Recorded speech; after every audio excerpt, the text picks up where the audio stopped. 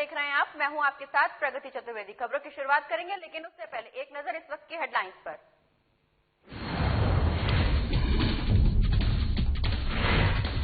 NDA ने अपने सभी उम्मीदवारों का किया ऐलान। पटना में की संयुक्त प्रेस कॉन्फ्रेंस। 243 उम्मीदवारों का किया ऐलान।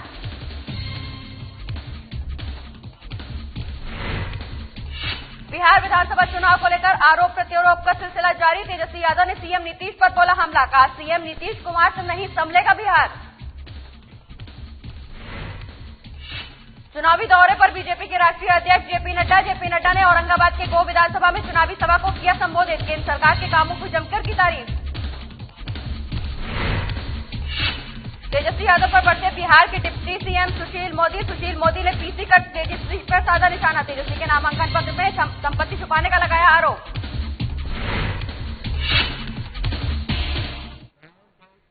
चलिए खबरों की शुरुआत करेंगे, लेकिन उससे पहले रुक करेंगे इस वक्त की बड़ी खबर का। जी हां, इस वक्त की बड़ी खबर खगड़िया से हम आपको बता रहे हैं, जहां नहाने के दौरान डूबने से एक नाबालिग की मौत हो गई। आपको बता दें खगड़िया से इस वक्त की बड़ी खबर, जहां नहाने के दौरान डूबने से एक नाबालिग की मौत का मामला सामने आया है। वहीं मौके पर पहुंची खगड़िया की विधायक पूनम देवी, पूरे मामले का उन्होंने जायजा लिया। वहीं विधायक की सूचना के बाद पुलिस पहुंची, शव को जब्त किया। आपको बता दें खगड़िया से इस वक्त की बड़ी खबर, जहां नहाने के दौरान डूबने से एक नाबालिग की मौत हो गई। मौके पर खगड़िया की विधायक पूनम देवी पहुंची। विधायक की सूचना के बाद पुलिस पहुंची और शव को जब्त किया। आपको बता दें कि जिले के सदर प्रखंड के संसारपुर पंचायत का ये पूरा मामला, जहां एक नहाने के दौरान एक नाबालिग की डूबने से मौत हो गई। इसी दौरान मौके पर पहुंची खगड़िया विधायक पूनम सिंह। वहीं पूनम सिंह की सूचना के बाद पुलिस मौके पर पहुंची। पुलिस ने शव को बरामद किया, शव को जब्त किया।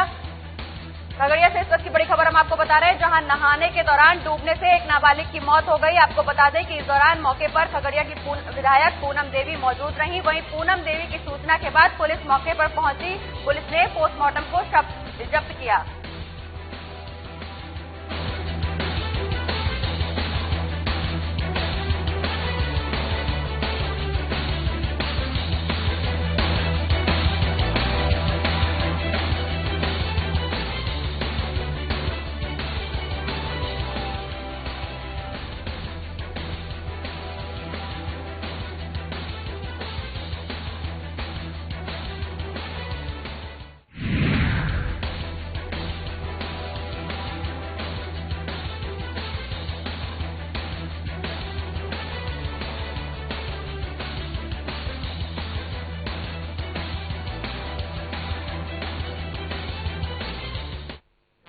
आइए सीधे ले चलते हैं आपको राजधानी पटना, जहां प्रेस कॉन्फ्रेंस की जा रही है एनडीए के द्वारा।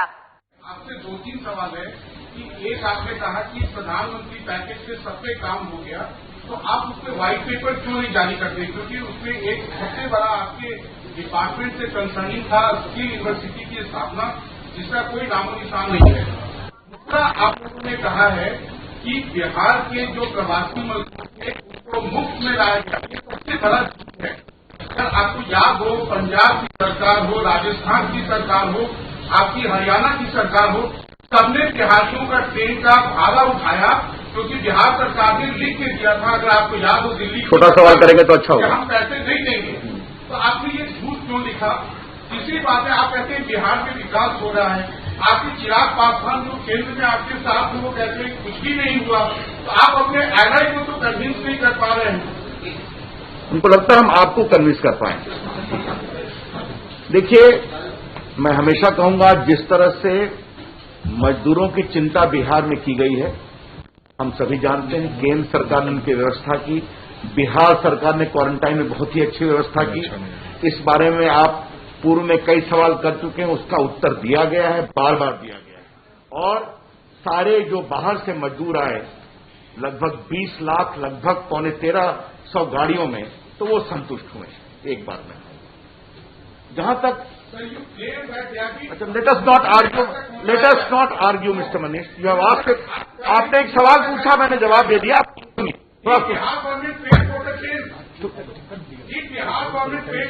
अच्छा, सबको बसेज लगाए। मनीष जी, सवाल का एक तरीका है, बहुत वरिष्ठ पत्रकार हैं, बहस नहीं करते, हम अपनी उत्तर दे रहे हैं। बस लगाई गई, आपके टीवी पर दिखाया गया, सबके टिकट को दिया गया, बिहार सरकार ने कई बार क्लैरिफाई किया, इसलिए उस बात को बार बार उठाने का आपका अधिकार है, हमने उत्तर दे दिया। हम लोगों ने कई बार चर्चा हुई है पूरे पैकेज पर, चाहे वो आपका पुल है, चाहे वो आपका हाईवे है, चाहे वो आपका इलेक्ट्रिसिटी है, चाहे उस समय भारत नेट का विषय है, ये सारी बातें कई बार आई। अब आपने स्किल यूनिवर्सिटी की बात किया, सच्चाई नहीं है क्या?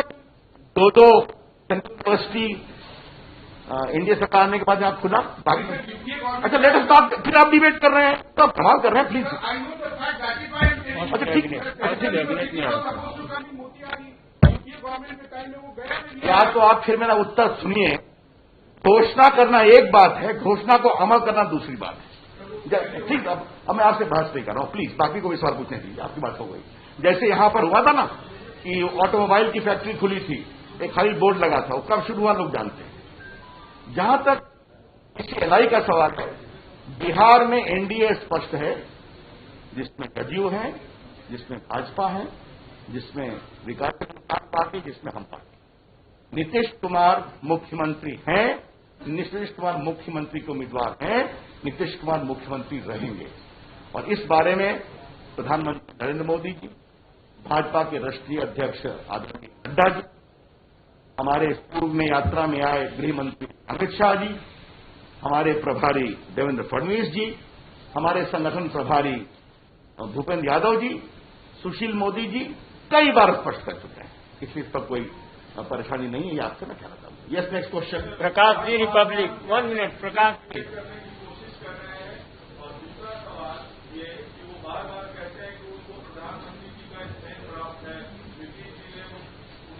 देखा तक नहीं जब रामविलास जी का देश हुआ और 15 से 20 सीट शायद बीजेपी की तरफ से ऑफर किया गया था। देखिए, मैं आपको रामविलास के अनुरूप उनको सम्मान, जहां तक ये बात है कि बीजेपी ने कहा, एनडीए ने कहा, ऐसी कोई बात नहीं। ये मैं आपको बहुत स्पष्टता से कहना चाहता हूं, उनका अपना एजेंडा है, अपनी पार्टी है। अब जो हमारी पार्टी के लोग उधर गए उनको निष्कासित करके दिया गया। उनका एजेंडा क्या है? अब उनका एजेंडा आप उनसे पूछिए, हमसे नहीं। हाँ, ओके।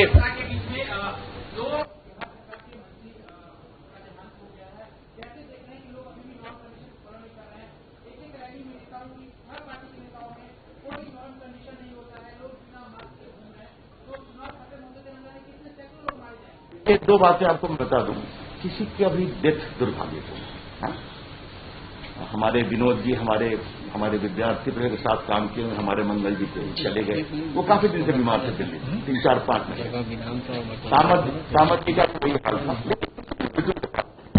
आपने बहुत बात सही कही। अभी माननीय देवेंद्र फडणवीस जी ने कहा कि प्रधानमंत्री की रैली में भी सोशल डिस्टेंसिंग की चिंता की जाएगी।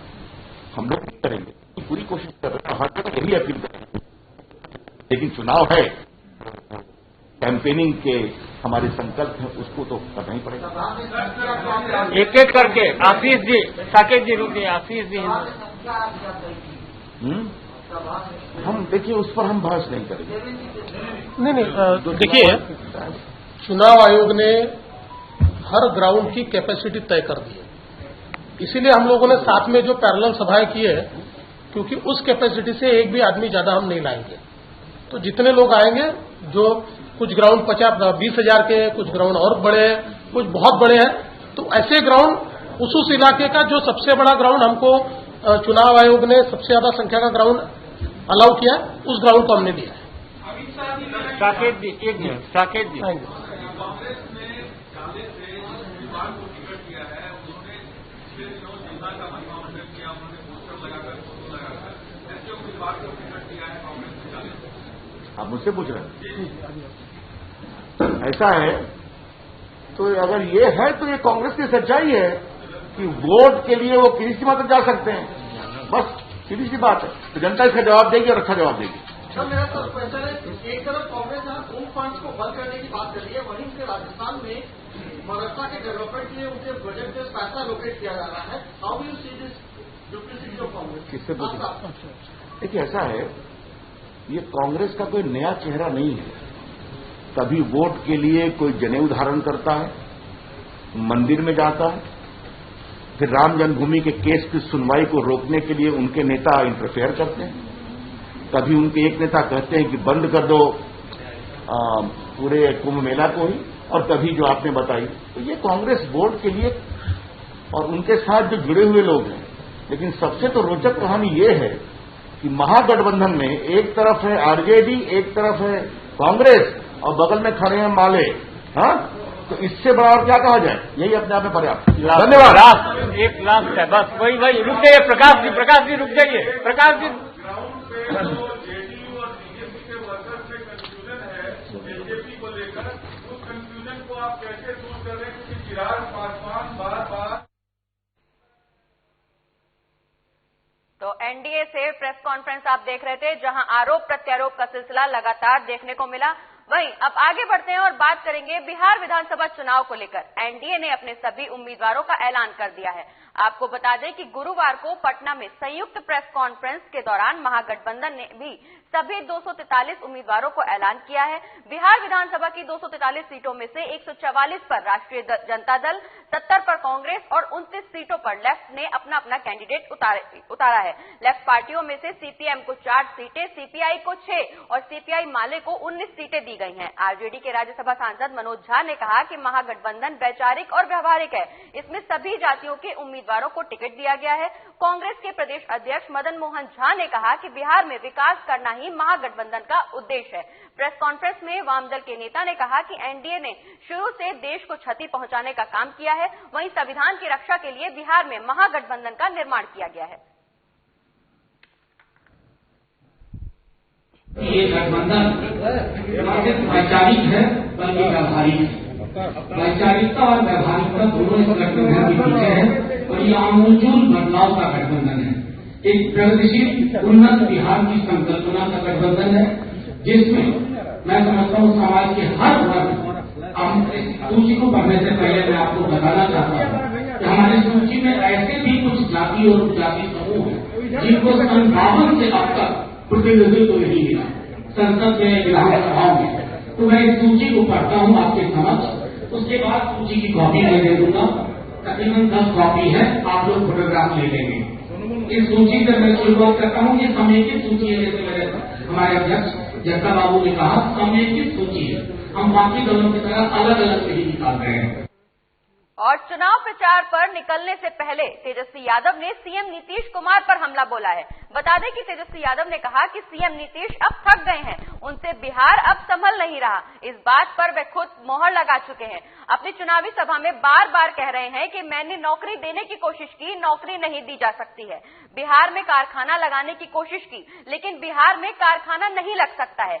कभी कहते हैं कि बिहार में समुद्र नहीं है, यहाँ की जमीन खेती वाली है, इसीलिए उद्योग नहीं लग सकता। नीतीश कुमार ने हाथ खड़े कर लिए हैं। इस दौरान तेजस्वी यादव ने यह भी कहा कि उनको मौका मिला तो वह बिहार के युवाओं को रोजगार देंगे, बिहार में उद्योग धंधे लगाएंगे। उनको बिहार का विकास करना है, उनको बहाना नहीं बनाना। तेजस्वी यादव ने इस दौरान कहा कि मैंने पहले ही कहा है कि मौका मिला तो बिहार के 10 लाख युवाओं को रोजगार देंगे। नीतीश के शासन में बिहार में 60 घोटाले हुए हैं। बिहार में किसी भी सरकारी कार्यालय और थाने में बिना पैसे के काम नहीं होता। इसके साथ ही उन्होंने सुशील मोदी पर हमला करते हुए कहा कि इन लोगों के पास कोई मुद्दा नहीं है और यही कारण है कि जनता को बरगलाने के लिए उल्टे सीधे बयान मीडिया में रखते रहते हैं।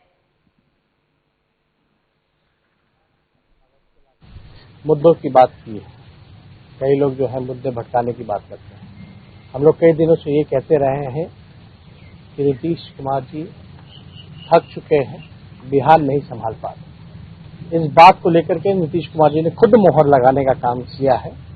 आपने देखा होगा कई जनसभाओं में उन्होंने कहा है कि हमने कोशिश कर लिए हैं, नौकरियां नहीं दी जा सकती हैं, कारखाने नहीं लगाए जा सकते हैं। ये हमेशा हर एक इश्यू से भागने का काम नीतीश कुमार कर रहे हैं और ये साफ तौर पे उन्होंने हाथ खड़े कर दिए। नीतीश कुमार जी नौकरी देने में उन्होंने तो खुद ही मान लिया कि वो नौकरी नहीं दे सकते। और पटना मद्य निषेध इकाई को एक बार फिर से शराब माफियाओं के खिलाफ सफलता हाथ लगी है। टीम ने प्राप्त सूचना के आधार पर एक ट्रक से अंग्रेजी शराब की बड़ी खेप बरामद की है। जानकारी के अनुसार शराब तस्करी की सूचना मिलते ही भीमपुर पुलिस ने सदल बल के साथ खड़ी ट्रक के पास पहुंचकर ड्राइवर को जगाकर तलाशी ली, जिसके बाद तलाशी में गिट्टी के अंदर भारी मात्रा में विदेशी शराब पाई गई। इस मामले में डीएसपी ने बताया कि ट्रक पश्चिम बंगाल से चलकर सुपौल किसी शराब कारोबारी को डिलीवरी देने के लिए जा रहा था। फिलहाल शराब जब्त कर पुलिस द्वारा कार्रवाई की जा रही है।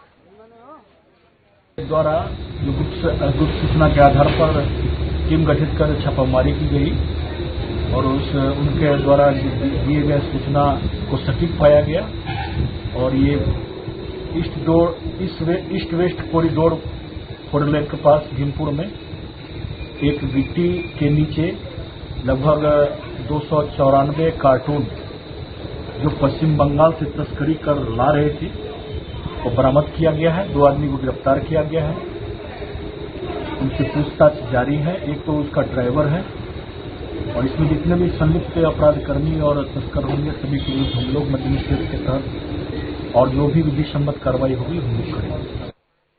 और बीजेपी के राष्ट्रीय अध्यक्ष जेपी नड्डा इन दिनों बिहार विधानसभा चुनाव को देखते हुए बिहार में चुनावी सभा को संबोधित कर रहे हैं। जनसभा के इसी क्रम में नड्डा और बिहार के उप मुख्यमंत्री सुशील मोदी ने औरंगाबाद के गो विधानसभा के प्रखंड मुख्यालय समीप गांधी मैदान में एक चुनावी जनसभा को संबोधित किया। अपने संबोधन में भाजपा के राष्ट्रीय अध्यक्ष जेपी नड्डा ने कहा कि देश का नेतृत्व नरेंद्र मोदी के हाथ में सुरक्षित है और आवश्यकता इस बात की है कि बिहार का नेतृत्व नीतीश कुमार के हाथ में सुरक्षित रहे। इसके साथ ही उन्होंने ये भी कहा कि महागठबंधन और खासकर कांग्रेस पर जमकर तीखे वार किए इस दौरान। वहीं डिप्टी सीएम सुशील मोदी ने कांग्रेस पार्टी पर हमला करते हुए कहा कि कांग्रेस ने खाओ खिलाओ के सिद्धांत के तहत देश को खोखला कर दिया है। के माध्यम से उनका अभिनंदन करता हूं कि आप हेल्थ प्रोटोकॉल को फॉलो करते हैं। उप मुख्यमंत्री सुशील कुमार मोदी ने पटना में एक प्रेस कॉन्फ्रेंस को संबोधित किया। इस कॉन्फ्रेंस के माध्यम से सुशील मोदी ने तेजस्वी पर फाइनेंशियल मामलों को लेकर जमकर हमला बोला। बता दें कि अपनी प्रतिक्रिया जाहिर करते हुए उन्होंने कहा कि तेजस्वी यादव द्वारा कल राघोपुर में नामांकन भरा गया था। तेजस्वी अपने द्वारा एफिडेविट में दिए गए आंकड़ों को जवाब नहीं दे पाए। वहीं गंभीर रूप से तेजस्वी यादव को घेरते हुए सवालिया अंदाज में उन्होंने ये भी कहा कि बिना किसी नौकरी या व्यवसाय के 31 साल की उम्र में तेजस्वी यादव 52 और तेज प्रताप यादव 28 से ज्यादा संपत्ति के मालिक कैसे बन गए।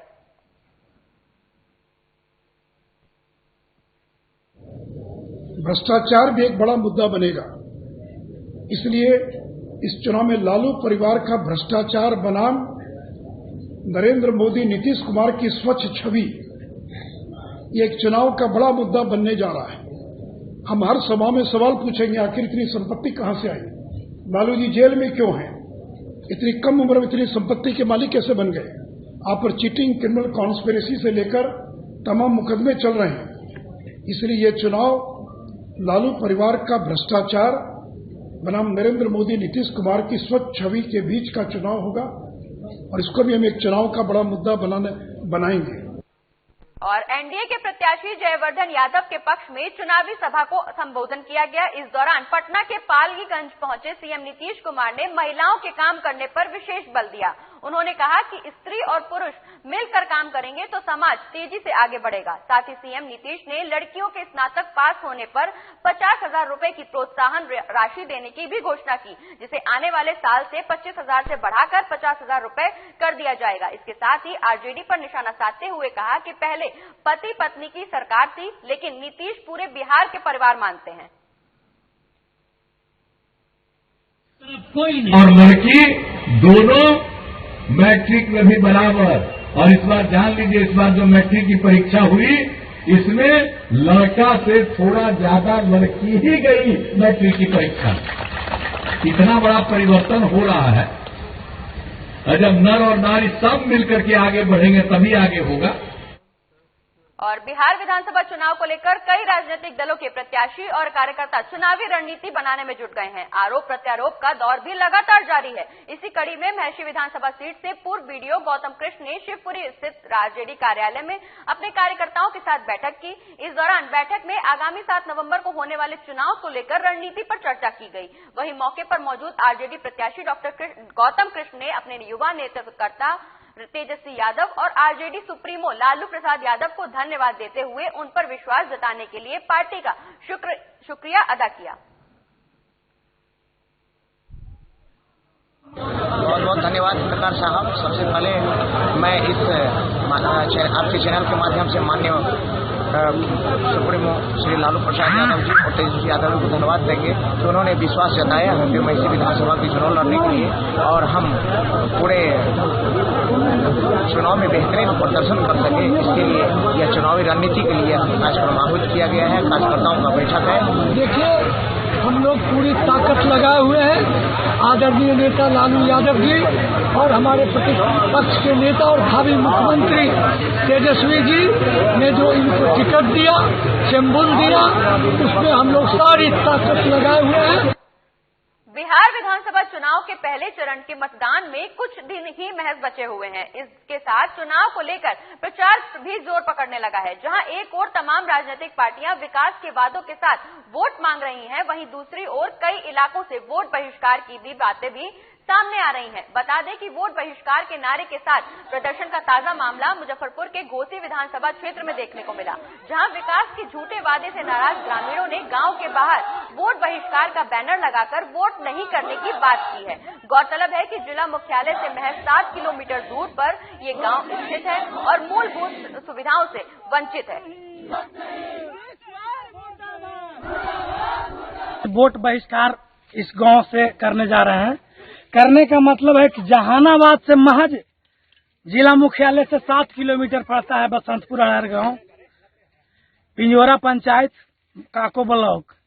यहाँ के लोग, मैंने 40 वर्ष मेरा भी बीत गया, कई विधायक सांसद जीते, लेकिन आज तक मेरा गांव में रोड नहीं बना।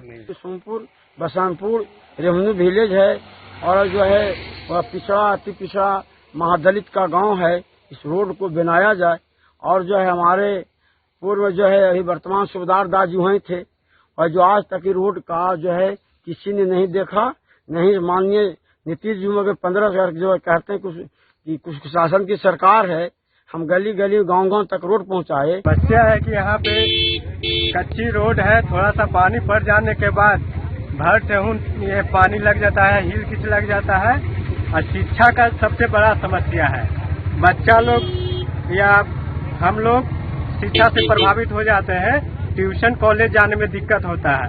और उससे भी बड़ा समस्या होता है कि ये महिला लोग या कोई पुरुष लोग को तबीयत खराब होता है तो 4 आदमी टांग करके रोड पर लाते हैं 2 किलोमीटर दूरी पर, और उसके बाद यहाँ से ऑटो ठीक करते हैं, उसके बाद जाते हैं जहानाबाद।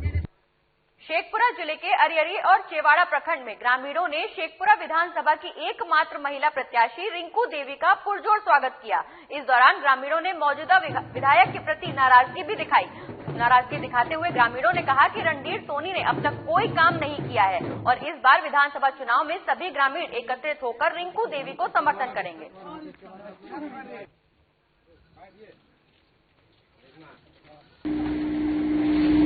दौरा किए हैं, हमारे जनता सब साथ हैं और जीतने का उम्मीद भी दिए हैं, मेहनत भी कर रहे हैं। जनता के बीच में जा रही हैं तो क्या कुछ संदेश दे रही हैं आपको कि आप जनता आपके पीछे आकर्षित हो, आपको वोट दे? विकास के मुद्दा बता रहे हैं, हम जीत कर जाएंगे तो विकास करेंगे। जीत जाने के बाद विकास।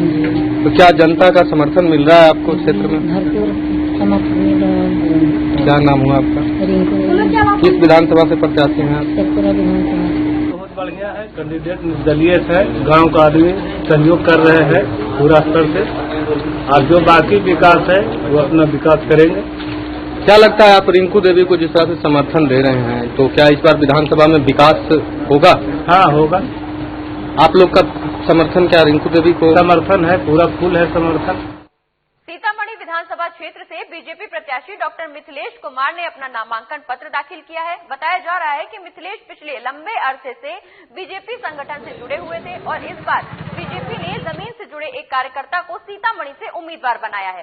सीतामढ़ी विधानसभा क्षेत्र से बीजेपी का परंपरागत सीट माना जाता है, लेकिन पिछली बार इस सीट से बीजेपी को हार का सामना करना पड़ा था। बता दें कि बीजेपी से इस सीट को छीनते हुए आज आरजेडी ने इस पर अपना कब्जा जमा लिया था। वहीं सीतामढ़ी के जेडीयू के सांसद सुनील कुमार पिंटू को इस विधानसभा क्षेत्र से हार का सामना करना पड़ा था। उस समय सुशील कुमार पिंटू बीजेपी में शामिल थे, लेकिन लोकसभा चुनाव के दौरान उन्होंने जेडीयू का दामन थाम लिया था। बीजेपी प्रत्याशी ने भी नामांकन के बाद इस सीट से अपनी जीत के दावे दर्ज किए हैं। पार्टी ने कार्यकर्ता को आजमाया है और आजादी के बाद बरसों बरस से जनता की आकांक्षा थी कि क्षेत्र में काम करने वाले कार्यकर्ता को पार्टी उम्मीदवार बनावे, और भारतीय जनता पार्टी कार्यकर्ता पर आधारित पार्टी है। कार्यकर्ता चुनाव लड़ेगा और कार्यकर्ता के विश्वास पे लड़ेगा, कार्यकर्ता के उम्मीद पे लड़ेगा। और अब तक 1952 से आज तक जो भी विधानसभा चुनाव में सभी जीत के रिकॉर्ड के मत को यहाँ का कार्यकर्ता तोड़ेगा। औरंगाबाद के कुटुंबा विधानसभा में निर्दलीय प्रत्याशी लल्लन भुइयां सभी दलों के प्रत्याशियों के ऊपर भारी पड़ते हुए दिखाई दे रहे हैं। गौरतलब है कि औरंगाबाद के कुटुंबा विधानसभा जो आरक्षित सीट है, वहां निर्दलीय प्रत्याशी लल्लन भुइयां सभी दलों के ऊपर भारी पड़ रहे हैं, जबकि एनडीए गठबंधन में ये सीट हम पार्टी के खाते में चली गई थी। वहीं 2010 में ये सीट जेडीयू के खाते में थी, तब वहां से लल्लन भुइयां को उम्मीदवार बनाया गया था और लल्लन भुइयां ने आरजेडी पार्टी के सरकार में मंत्री रहे सुरेश पासवान को भारी मतों से पछाड़ा था और 2015 में ये विधानसभा की सीट हम के खाते में गई थी, वहीं जिसमें लल्लन भुइयां ने चुनाव लड़ने से वंचित रह गए थे।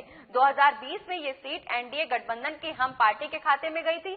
यहां से हम पार्टी का उम्मीदवार सरवन भुइयां को बनाया गया था, जो ग्रामीणों को मंजूर नहीं था और इसी के चलते ग्रामीणों बंदी के कारण कुटुंबा विधानसभा के ग्रामीणों ने लल्लन भुइयां को अपना प्रत्याशी बनाया और जबरन उनसे ग्रामीणों ने निर्दलीय प्रत्याशी के रूप में पर्चा भी दाखिल करवाया, जिसके कारण लल्लन भुइयां सभी पार्टी के उम्मीदवारों के ऊपर भारी पड़ते हुए दिखाई दे रहे हैं। हमारा 2010 में विधायक यहाँ का महान जनता, कुटुंबा के महान जनता ने मुझे सम्मान दिया। उस समय हम जेडीयू से चुनाव लड़े, एनडीए की सरकार बनी। मैंने बहुत रोड, पुल, पुलिया, नाली का निर्माण कराया और जो अधूरा काज बच गया है उसको पूरा करने के लिए सारा कुटुंबा के महान नागरिक ने तय कर लिया है कि अब निर्दलीय प्रत्याशी लल्लन भुइयां को विजयी बनाएंगे। बिहार चुनाव के लिए नामांकन का सिलसिला लगातार जारी है। इस दौरान नामांकन के इसी क्रम में नितिन नवीन ने महावीर मंदिर में पहुंचकर पूजा अर्चना करने के बाद पटना स्थित सदर कार्यालय पहुंचे, जहां उन्होंने भूमि सुधार उप महामर्ता के समक्ष नामांकन दाखिल किया। इस दौरान मीडिया से बातचीत करने के दौरान नितिन ने कहा कि उन्होंने जनता के लिए काम किया है और इसीलिए जनता उनका साथ देगी। वहीं शत्रुघ्न सिन्हा के बेटे लव सिन्हा को कांग्रेस पार्टी द्वारा बांकीपुर सीट से टिकट देने के सवाल पर उन्होंने कहा कि लंदन और अमेरिका से आने वाले लोग कुछ भी कह लें, मगर पटना के बेटे वही हैं। मेरा ये मानना है कि मेरी चुनौती मेरे हर बूथ में जो पिछले बार मुझे आशीर्वाद मिला था जनता का, उस आशीर्वाद में मैंने कितना बढ़ोतरी किया है। मेरी चुनौती ये है, कौन कहां से आ रहा है, कोई लंदन से आएगा, कोई मुंबई से आएगा, और पटना का बेटा नितिन नवीन रहेगा।